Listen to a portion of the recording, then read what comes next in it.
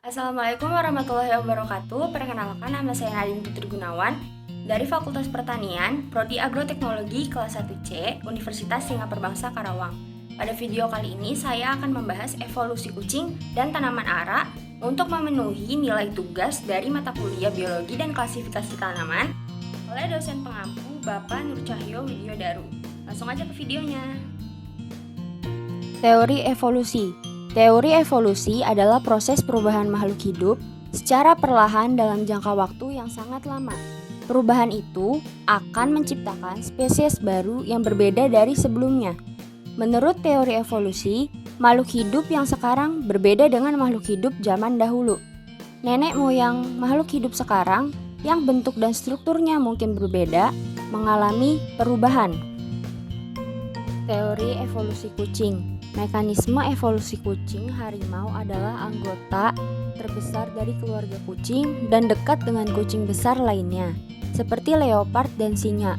Banyak ahli berasumsi bahwa hewan inilah nenek moyang kucing yang ada sekarang. Hal ini diperkuat dengan penelitian Bach, seorang penemu sekuen gen baru dari harimau, leopard salju, dan singa.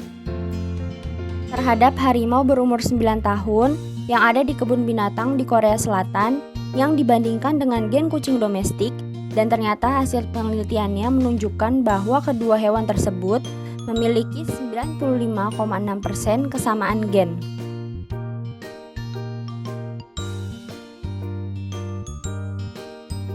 Sekitar 9 juta tahun yang lalu terbentuk garis Bay Cat atau Bornean Cat. Ukurannya lebih sedang, kebanyakan berada di hutan di Asia Selatan. Kemudian, pada sekitar 8,5 juta tahun yang lalu, diperkirakan terbentuk garis keturunan kucing karakal yang terdiri atas kucing emas yang merupakan hewan asli Afrika. Hewan ini memiliki kaki dan telinga yang panjang. Selama waktu perkembangan kucing, pada 8 juta tahun yang lalu, terbentuk garis keturunan ocelot. Garis keturunan ini diperkirakan berada di Amerika Tengah dan Amerika Selatan, di mana ocelot memiliki 36 kromosom, sementara kucing lainnya memiliki 38 kromosom. Sekitar 7 juta tahun yang lalu, terbentuk garis keturunan kucing lynx di Amerika Utara. Di samping ekornya yang pendek, kucing lynx mampu menyesuaikan diri dengan suhu di daerah Eropa. Berbagai garis keturunan kucing yang telah terbentuk kemudian menyebar ke daerah baru. Seiring bertambahan usia dan kematangan seksual, pejantan kucing berpindah ke teritori baru, seperti dari Asia ke Afrika, dari Asia ke Amerika, kemudian ke Amerika Selatan.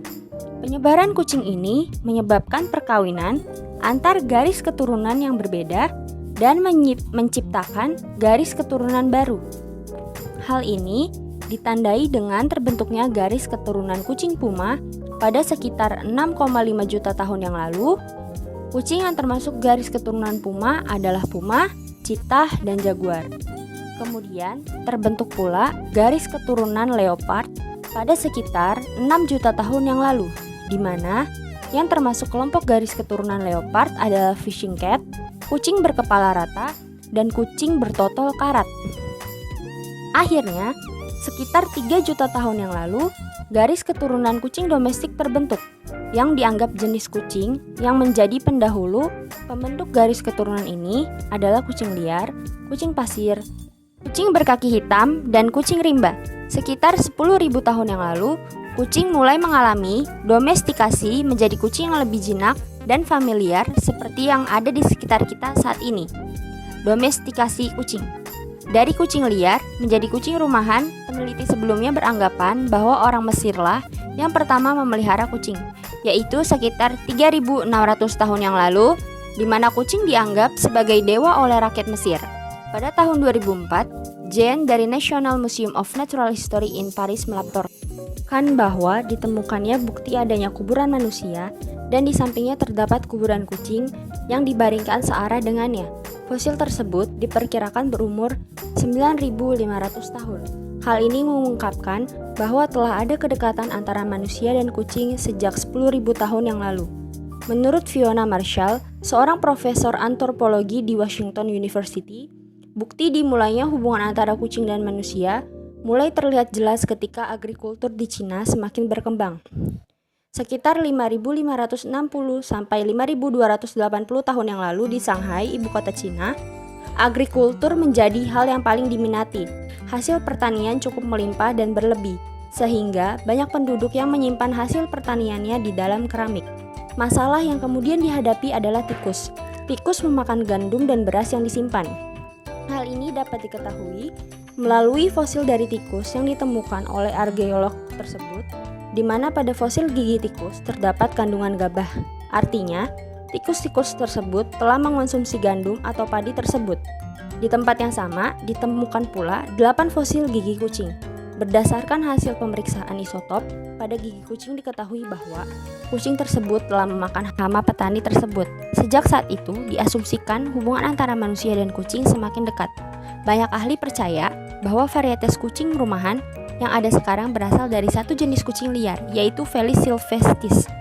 Tapi hal tersebut masih diragukan. Sehingga pada tahun 2000, Driscoll mengumpulkan sekitar 979 DNA dari kucing liar dan kucing domestik dari Afrika, Azerbaijan, Kazakhstan, Mongolia, dan Timur Tengah.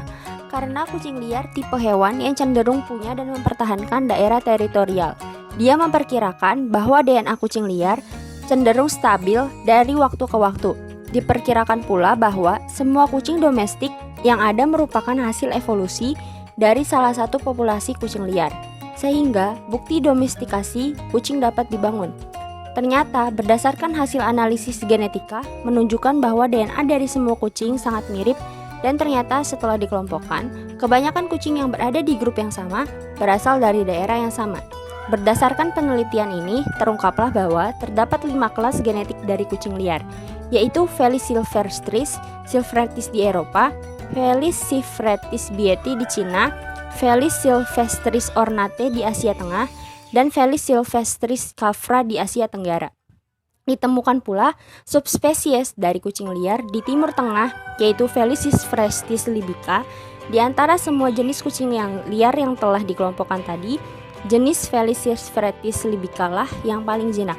Sehingga Driscoll menarik kesimpulan bahwa jenis Felis silvestris libica telah terlebih dulu mengalami domestikasi, sehingga dapat ditarik asumsi bahwa jenis Felis silvestris libica menjadi pendahulu kucing domestik yang ada sekarang. Bukti evolusi kucing evolusi erat kaitannya dengan adaptasi dengan lingkungan. Perilaku kucing telah menjadi perhatian selama beberapa tahun ini. Perilaku jinak yang selama ini ditunjukkan oleh kucing ternyata mengandung makna tertentu yang menunjukkan bahwa sisa-sisa sifat liar dari hewan ini masih ada. Mengapa kucing mengeong pada sesama kucing? Kucing mengeong sebagai sinyal sosial kepada sesama kucing. Sinyal sosial ini bisa berupa pertanda kalau ia butuh bantuan, merasa senang, atau merasa puas. Mengapa kucing tidur? Kucing tidur rata-rata 16 jam sehari. Hal ini untuk mencharge tubuhnya untuk berburu. Ketika berburu, kucing menggunakan energi secara mendadak, sebesar-besaran, dan cepat agar dapat menangkap buruan secara efisien. Kucing membawa binatang mati ke rumah, itu pertanda kucing tersebut menganggap pemilik rumah tidak berkompeten dalam berburu. Ia menunjukkan kemampuannya berburu dan mencoba mengajarkan pada majikannya cara mencari makan yang benar. Namun, karena sang majikan tidak pandai berburu, sang kucing membawakannya makanan. Mengapa kucing mengubur makanan? Sebagai persediaan makanan, seperti halnya anjing. Ketika kenyang namun masih ada makanan, kucing akan menguburnya agar tidak diambil hewan lain. Mengapa kucing mengubur kotorannya dan pipis di daerah tertentu? Hanya kucing inferior yang mengubur kotoran. Dalam dunia hewan, terdapat hewan alfa dan inferior. Hewan alfa adalah penguasa teritorial karena kekuatannya atau kualitas fisik lainnya. Hewan inferior tidak boleh berperilaku seperti hewan alfa karena berarti menantang duel hewan alfa. Ia juga harus kencing di wilayah khusus yang diperbolehkan oleh sang alfa. Jadi, jika kucing mengubur kotorannya dan pipis di tempat yang sama, maka kucing tersebut bukan kucing jagoan. Mengapa kucing marah pada semua orang yang tidak dikenal? Itu tanda dominasi. Kucing menunjukkan eksistensi dirinya sebagai individu. Tindakan menatap matanya langsung adalah tanda konflik dari kucing dan dapat marah walau tatapan itu sebentar. Orang asing yang baunya tidak dikenal kucing harus menghindari kotak konflik agar mengapa kucing memainkan mangsanya sebelum dibunuh? Bagi kucing rumahan, mendapat mangsa adalah peristiwa langka. Kucing dapat saja menggigit langsung sehingga mangsanya efektif mati.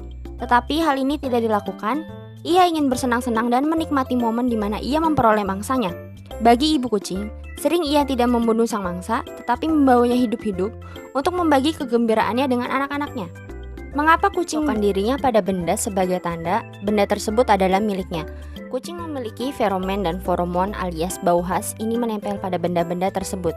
Kucing lain yang ingin menggosokkan tubuhnya di benda yang masih ada feromon dari kucing lain tidak akan berani menggosokkan tubuhnya, kecuali ia berani mengambil resiko konflik agaria. Mengapa kucing mengeong pada manusia? Beda dengan sesama kucing yang menandakan sosialisasi, kucing mengeong pada manusia terutama saat lapar, adalah berusaha menipu manusia. Ia mencoba meniru suara bayi agar dikira bayi oleh majikannya, sehingga ia mendapatkan perhatian pula dari sang majikan, layaknya perhatian yang diberikan sang manusia kepada anaknya. Kucing punya kelenjar yang terlangsang ketika mereka menyentuhkan bulunya. Itulah feromon atau bau khas kucing sebagai penanda individu. Manusia juga punya bau yang dapat dicium kucing. Jika kucing mencium bau manusia di tubuhnya, bau karakteristiknya sendiri dapat tertutupi. Bau manusia begitu tajam sehingga mengalahkan bau sang kucing sendiri. Sang kucing tidak terima ini dan segera menjilati bulunya agar bau manusia hilang dan baunya kembali. Tidak heran, begitu Anda memeluknya terlalu lama, ia akan segera menjilati tubuhnya. Evolusi kucing. Manusia sebagai sutradara dalam proses evolusi kucing. Seleksi alam dipelesetkan menjadi skenario manusia. Bagaimana tidak, secara tidak langsung, keberadaan manusia memaksa kucing untuk bertingkah tidak seperti bagaimana dia seharusnya. Populasi manusia yang semakin besar memaksa kucing untuk bersahabat dengan manusia. Selain itu, agar dapat diterima oleh manusia, kucing bertindak menjadi jinak, bahkan mengimitasi suara dan keimutan anak kecil agar mampu bersosialisasi dengan manusia. Kucing telah berevolusi sejauh ini akibat tekanan untuk beradaptasi dengan manusia. Selanjutnya saya akan membahas evolusi tentang tumbuhan ara. Ara memainkan peran dalam evolusi manusia serta awal peradaban. Pohon-pohon ini bukan hanya menjadi saksi sejarah, mereka ikut membentuknya dan ara bahkan bisa memperkaya masa depan kita. Sebagian besar tanaman berbunga mempertontonkan bunganya agar bisa dilihat. Namun, spesies ficus menyembunyikannya di dalam buah ara yang kosong. Dan jika sebagian besar tanaman mengubur akar mereka di bawah tanah, ara pencekik dan kerabatnya justru mempertontonkannya. Ara pencekik atau beringin pencekik adalah tanaman luar biasa yang tumbuh dari bibit yang dijatuhkan dari ketinggian di pohon-pohon lain oleh burung atau mamalia yang lewat. F. religiosa dari Asoka yang agung, umat Buddha dan Jain sudah menghargai spesies ini selama lebih dari 2 milenia.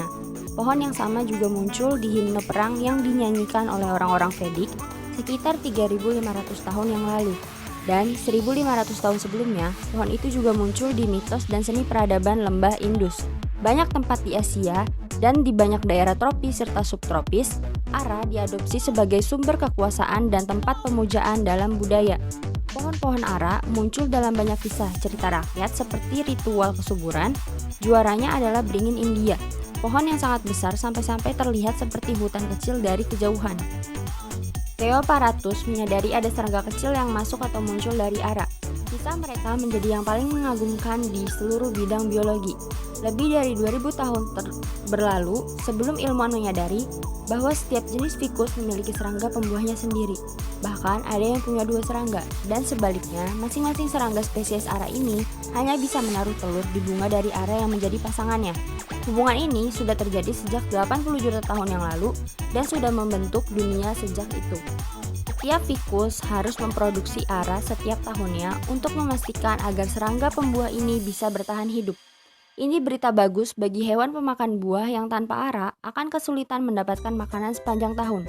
Bahkan, buah ara memiliki banyak pada spesies satwanya, jauh lebih banyak daripada buah lain. Ada lebih dari 1.200 spesies yang memakan ara, termasuk 1/10 dari semua burung di dunia. Hampir semua kelelawar pemakan buah yang diketahui dan puluhan spesies primata yang menyebar bijinya kemanapun mereka pergi. Ahli ekologi kemudian menyebut ara sebagai pilar utama sumber daya, sama halnya seperti pilar utama jembatan. Jika ara hilang, maka semuanya akan runtuh. Ara tak hanya memberi makan hewan. Kehadiran ara yang matang sepanjang tahun memastikan kelangsungan hidup nenek moyang kita dulu. Ara berenergi tinggi mungkin membantu nenek moyang kita dalam memperbesar ukuran otak. Ada teori lain yang menunjukkan bahwa tangan kita berevolusi sebagai alat untuk menilai ara mana yang lembut dan artinya manis serta kaya energi. Jika manusia pertama mendapat keuntungan dari biologi ara, keturunannya menguasainya. Spesies ara adalah tanaman pertama yang dipelihara manusia beberapa ribu tahun yang lalu. Orang-orang Mesir kuno menanam spesies yang disebut Ficus sycomorus yang serangga pembuahnya punah secara lokal atau tak pernah tiba. Seharusnya spesies ini tak menghasilkan satupun ara yang matang.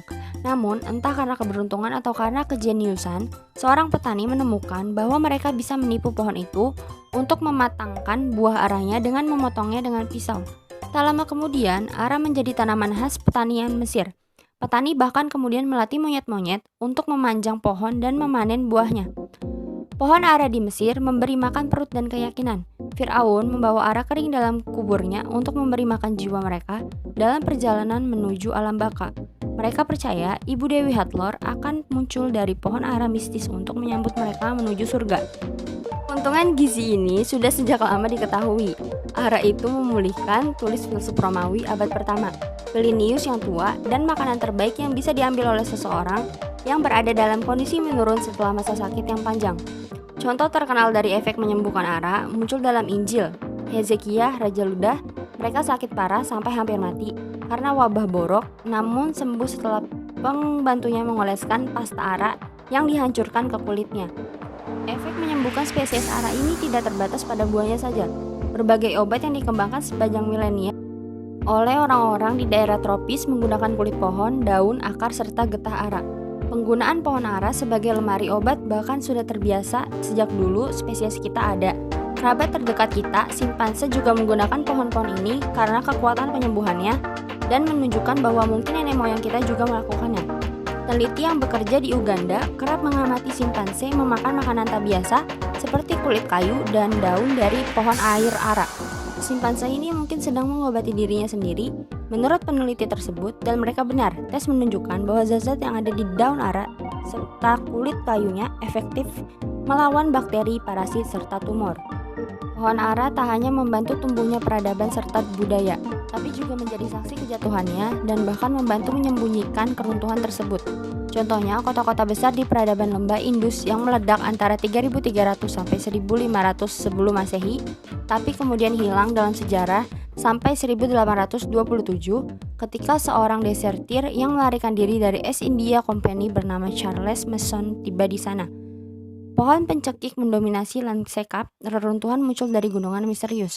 Penduduk setempat mengatakan pada Mason bahwa itu adalah sisa-sisa dari masyarakat yang jatuh setelah campur tangan ilahi yang membenarkan kejahatan serta nafsu dari kerajaan. Padahal, kekeringan berkepanjangan yang membawa kejatuhan peradaban lembah Indus. Beringin pencekik juga menggantikan orang-orang yang terkena kekeringan di piramida Maya di Tikai, di Guatemala, dan kuil-kuil Mer di Angkor Wat di Kamboja. Pada setiap kejadiannya, pohon ara membantu hutan muncul kembali dan membendamkan bangunan yang ditinggalkan. Bibit-bibitnya terbuahi di sela-sela bebatuan. Akarnya mencerabut dan membelah bebatuan dan menghancurkan tembok dengan bobot ara atau beringin.